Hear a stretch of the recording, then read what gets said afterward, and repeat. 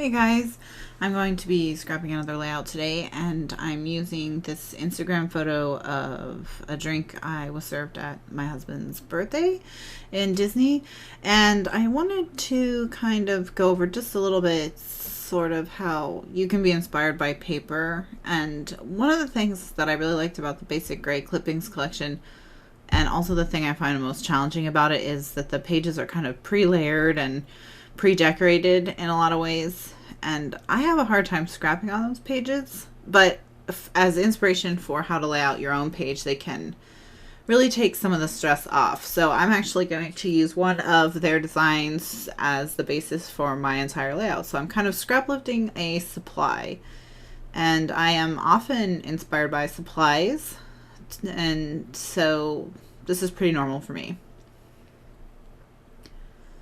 So basically I'm starting with a few strips of paper, and I'm going to layer them at the top of the page, and I'm distressing the edges with Weathered Wood Distress Ink, which is a gray.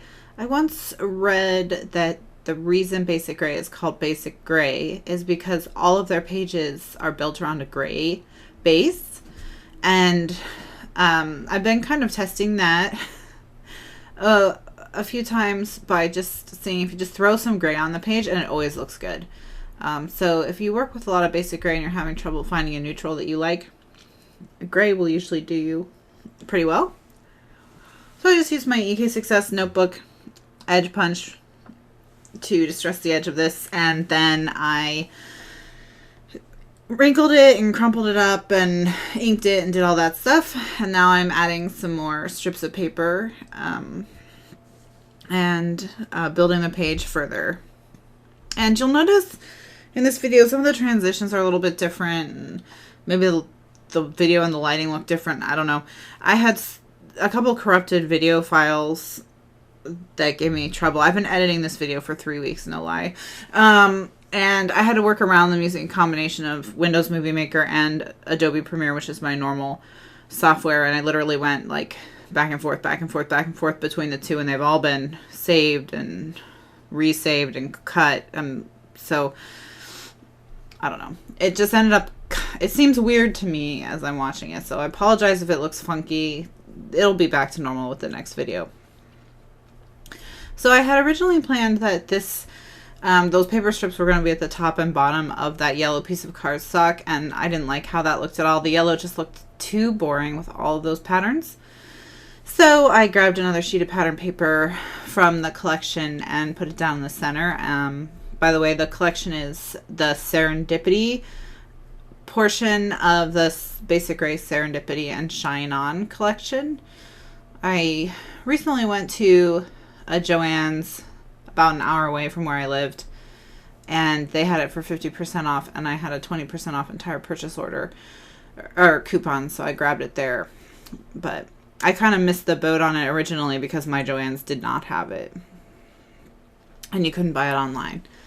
So I'm literally just taking various patterns from the paper collection, cutting them, tearing them, and building them together. And I really struggled with this layout a lot.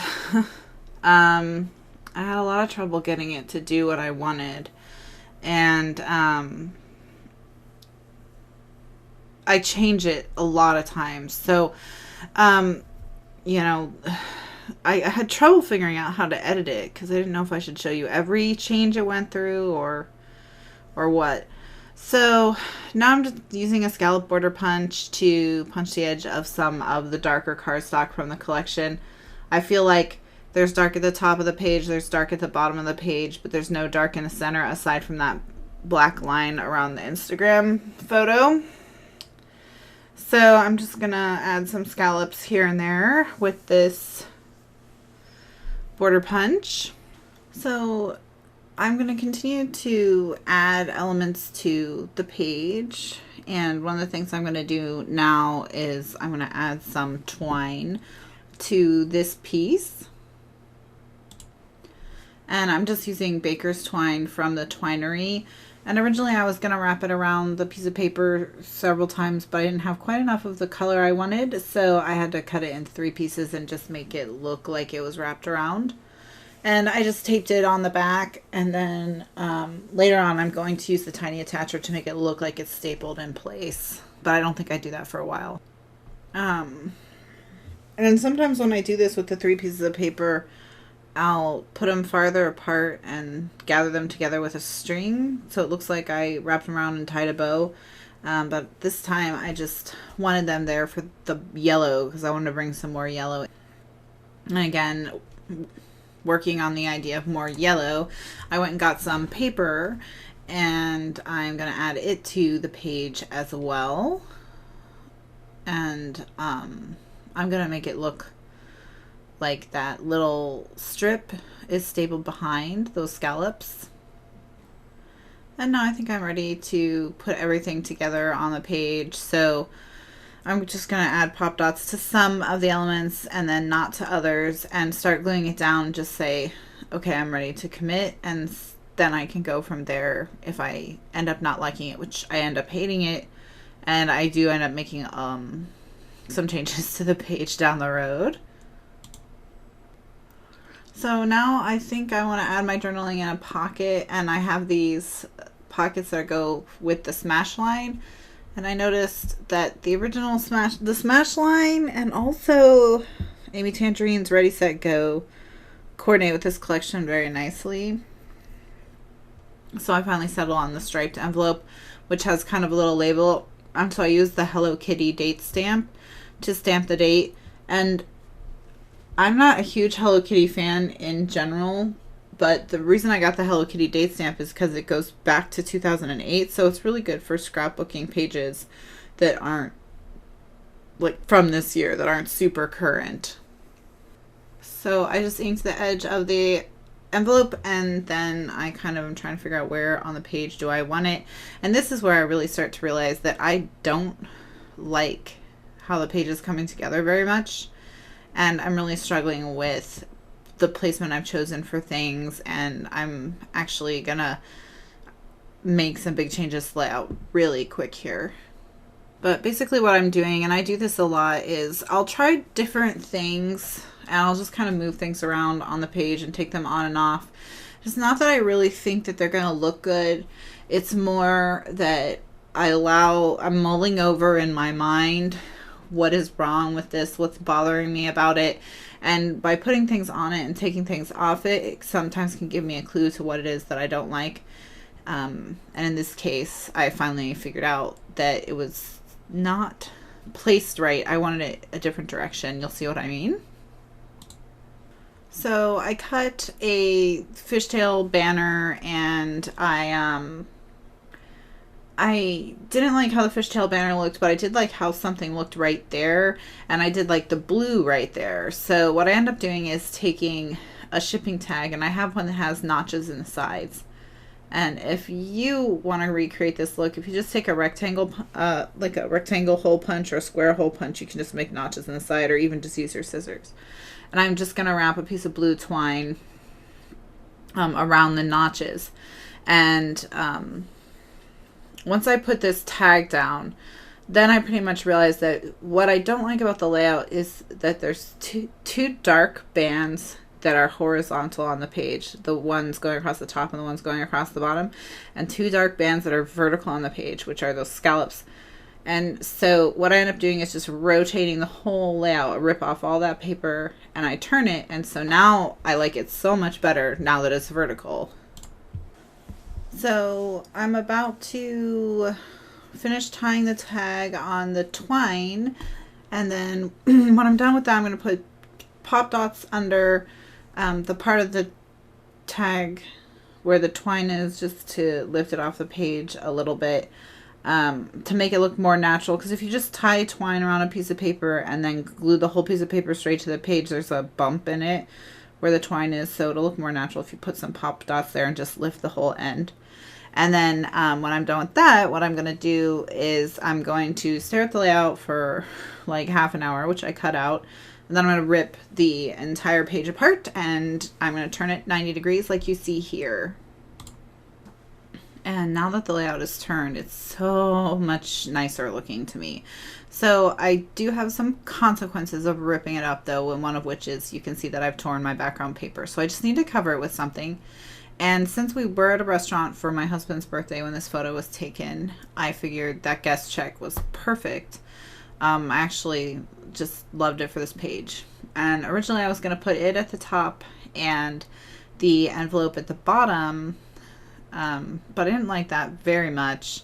So what I'm just doing here is I'm just taking the journaling that I wrote on a Smash journaling spot and putting it in the, I took it out of the envelope, now I'm writing it on the guest check. And basically what this is I ordered a hurricane at dinner, and it was supposed to come with a float of Bacardi 151, which would be one shot of Bacardi 151 floating on top of the hurricane. And as you can see from the photo, half the glass is straight rum. And it was the most frightening drink we'd ever seen. And it was so powerful. I don't see how anyone could have had one of those, or more than one, and not just had to go to the hospital for liver failure. So we immediately both took pictures of it because we're like, what is this drink? So now I'm ready to commit to the vertical placement, and I'm ready to commit to the tag being on the top. And what I stamped on the tag is actually his birthday. So now I'm just figuring out, where do I want the guest check? And at first I think I want it under the pink, but then that doesn't look right there because it was covering one of the vertical lines. So I experiment with that at the top, but what I realize the problem is that the pink, then just the pink pocket looks like it's floating in outer space, and I just can't get behind that look. So what I end up deciding is I'm going to just take the guest check and I'm going to tuck it under the edge of the photo so that it becomes part of the pile. And then I'm just going to add foam tape rather to the part of it that's not on that pink piece of paper, because that pink piece of paper is raised up on foam tape. So is the pocket. So I just need to add some foam tape behind it to get it all working together. And then the other thing I'm going to do is I'm going to experiment with die cuts. And I have the 2 halves of the tickets. One of the things you didn't see because of the video corrupted file is those 2 tickets that are glued under the edge of the photo. I cut 2 tickets from the collection in half and glued them there. And so I have the other 2. So I'm just going to tuck them under the notebook edge punch in the upper left corner, primarily to bring some more of the yellow and green onto that side, because there's so much green in the middle, but there's no green on the sides. And then I had a little leftover piece of scallop border punch I thought I might stick somewhere, but I ended up not. And so now what I'm looking at or looking for is something to go in between the white scalloped border that's stapled to the pink tag, and something to go between it and the bottom of the guest check, because there's just a little too much polka dot showing there. But in the meantime, I'm experimenting with some butterflies while I think about what I might want in that space. And I end up not liking the butterflies because it was just too much green polka dots for one page. It is possible to have too much green polka dots on your page. So I'm going through this giant pile of die cuts and transparencies, and I don't really not finding anything that I want. So one of the things that I really like to do when I'm stuck for an embellishment is I'll go and look at the paper and I'll cut things out of the paper. I do that all the time, and I'm about to do it here. Oh, well, I'm going to look at stickers first. So I thought about the cupcake sticker because it was a restaurant, but it didn't fill in the space quite right. And I think maybe I just don't like the sticker. Maybe another sticker will work better. And it's just the same thing. It doesn't quite fill in the space right. I need something horizontal to cover what I want covered. So now I'm looking at horizontals. That one was okay, but it didn't quite work with what I wanted. So here I have this one that is from Amy Tan.